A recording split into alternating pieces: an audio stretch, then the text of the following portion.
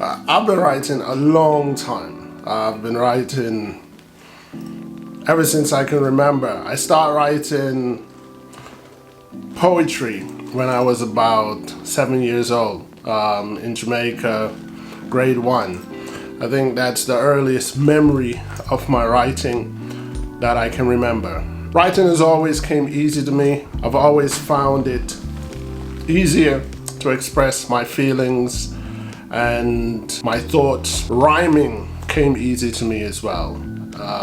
When I was in grade school, it puzzled me how it was difficult for others to grasp words and rhyme, but that's when I was a child and I didn't quite understand that we all were made up different.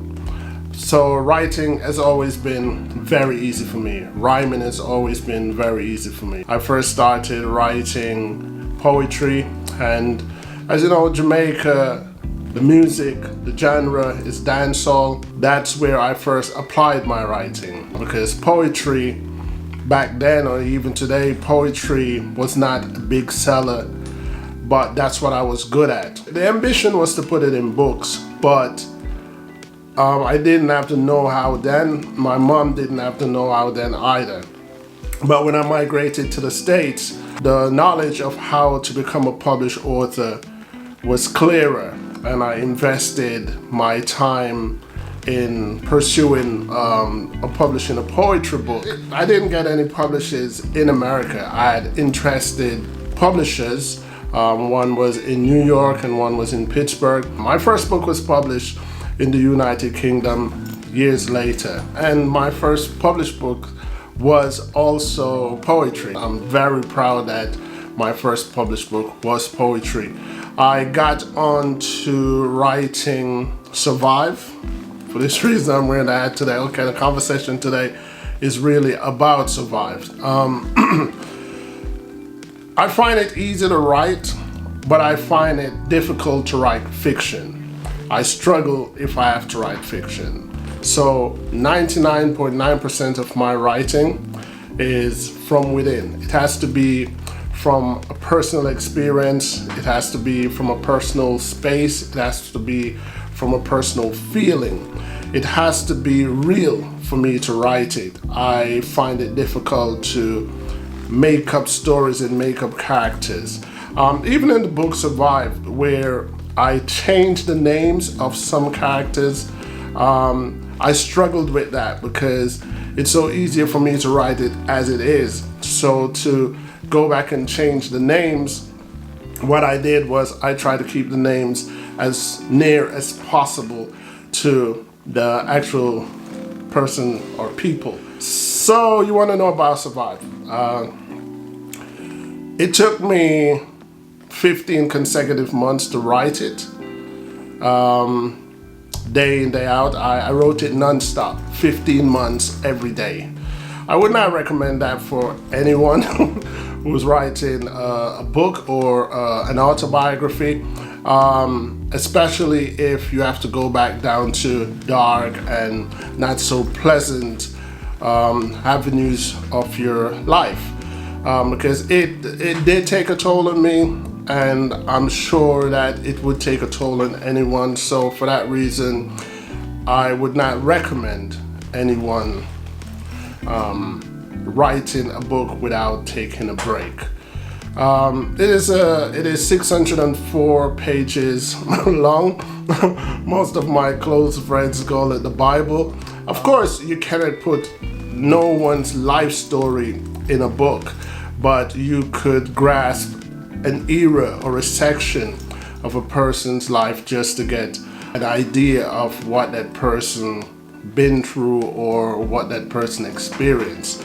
But it's not my whole life. I think in the book I started when I was about 9 or 10, and I ended the book when I was about 26. Yeah, there is a part 2. The title is called Prosperity. I deliberately call it Prosperity because the first book was called Survive, but at the end of it, I kind of left everyone on a cliffhanger, and people might be wondering what happened then. So Prosperity kind of explains itself, but I'm sure people who love to read or want to follow on would be pleased to hear the details of what led to prosperity. There is a film in the making as much as there is a documentary in the making. The thing about film and documentary is they do take time to piece together, and they do take time to be produced, and they do take a lot of money, especially a motion picture. I don't want to shortchange my story, so for that reason the film has been delayed, and then there was COVID. Because if I'm gonna do, I'm not a filmmaker, I'm not in the filming industry, but if I'm gonna do it, I want to do it well, just like how I did Survive. Before I published Survive, I had a lot of offers of how to publish it, but I had in my mind how I wanted it. I wanted it to have a dust cover and a hardcover book. I wanted it to have gold writing. And for most people that I approached about the publishing design, they were telling me that it's too expensive and there's an easier paperback version, and I just wasn't trying to hear that. So I took my time. I finished writing Survive, I believe, in 2007, and I didn't publish it until 2011, because if I was going to publish it, I wanted to publish it my way, and that's exactly what I did. So yeah, it's my life story. I was born in Jamaica. I was born in Kingston, Jamaica. I was left on my own at a very young age, 9 years old. There's a funny thing about being left on my own. I was talking to my youngest son recently, and I was telling him that I was homeless, but at the time when I was homeless, I didn't realize that I was homeless. I just thought life was hard for me, and for that reason, I was just moving from one place to another. It wasn't until later on in my life that I understood the definition of homeless. Homeless is just having nowhere to live, no where to call home. And as a child, maybe because I was thrown into that life so young, I didn't even have much to compare it to. I just figured more or less that it was hard, so I was just moving from one place to the next place, staying with this person temporary, staying with that person temporary, until it was time to migrate to the United States of America. So the book is really about my beginning, the neighborhood that I've lived in Jamaica. Some of the names I've changed, but if you follow my YouTube channel, you have an idea that I'm referring to places in Kingston, such as Jonestown, such as Mountain View Avenue, such as Marvelly, such as Washington Boulevard, Jerusalem Waterhouse area. So those are the areas that I referred to in the book. I wrote the book for personal release, to be honest. It was just to get certain things that were depressing you as a human being, depressing me as a human being, out of my system. It worked. I would say it worked, but it also probably worked a little too well. You know, just picture like having a whole lot of bad food in your stomach, and as much as you want to like vomit it out, it's a good thing to vomit it out, but it's not a good thing to vomit it all out at once. You know, you probably could kill yourself. So that's how I saw my writing of Survive, bleeding out my past experiences on paper. And you know, as you have to relive it, it does affect you mentally. It does throw you off mentally, where I did suffer about 2 years of panic attacks after that. In a nutshell, it's called Survived. So here I am today, proud to say the ordeals that I've been through, I've overcome them. In order to claim the title Survive, there have to be ordeal. There have to be a story of hardship. There have to be something that one has been through. And for that reason, I own the title Survive. I did a book launch in Zurich, Switzerland. And at the book launch, I did sell some copies. After the book launch, I sold copies myself independently. As a publisher and an author, I did approach the big boys, the big names in books distribution at the time.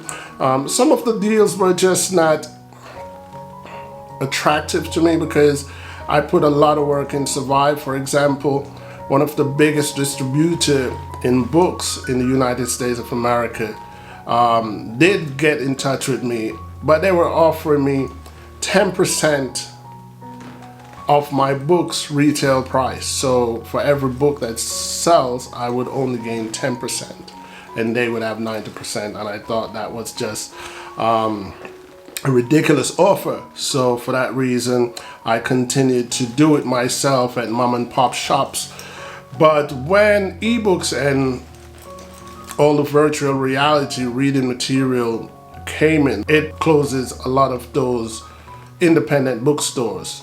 And then at the time I was living in the UK, so bookshops like Waterstones was starting to shrink, you know. So Waterstones were starting to close down some shops. Before there used to be Ottercars and Waterstones, and then Ottercars and Waterstones merged, and then Waterstones starting to close some shop and just having a few other shops. So I did get support from Ottercars and I did get support from Waterstones. And yeah, so I've done a lot with Survive. You know, I've created a lot of merch. I've created the hat, I've created the pen, I've created t-shirts as just promotion. Independently, I've done well. Of course, I could have done way better. I would have loved to have done better, but independently, I've done well. Because of the virtual preference of books, I discontinued printing of Survive Raw and Edited in 2019, I believe. And the few hundred copies that I have left, I just decided, well, consider that they're gonna probably end up being vintage pieces. I've hiked the prices. So as ridiculous as some people may think the price is, it depends on how passionate you are about books, and it depends on how passionate you are about supporting me. So a copy of my book today goes for, I believe, $100 US. And I just decided, well, people buy it, and if no one buys it, then it stays there. Hopefully, if and when the film comes out, it will promote the book, and then some people may find it worthy to buy one of my books for $100. Yeah, well, when I said it's about my life, you know, it involves my mother, my siblings, everybody that played an important part of my life. But the book is really about me and my activities growing up and everything that I've been through. I did not sugarcoat it. You know, I wrote the book, I believe I completed the book when I was about 35, 36. And at that age, I was mature enough and ready to face whatever criticism or backlash may come from the book, because I spoke my truth, and truths are usually not the most beautiful thing, you know, not in every case. So there are ugly sides, there were beautiful sides, there were side that will strum on your heartstring. But I always say to people, at the end of the day, the book is titled Survived. That is a finality.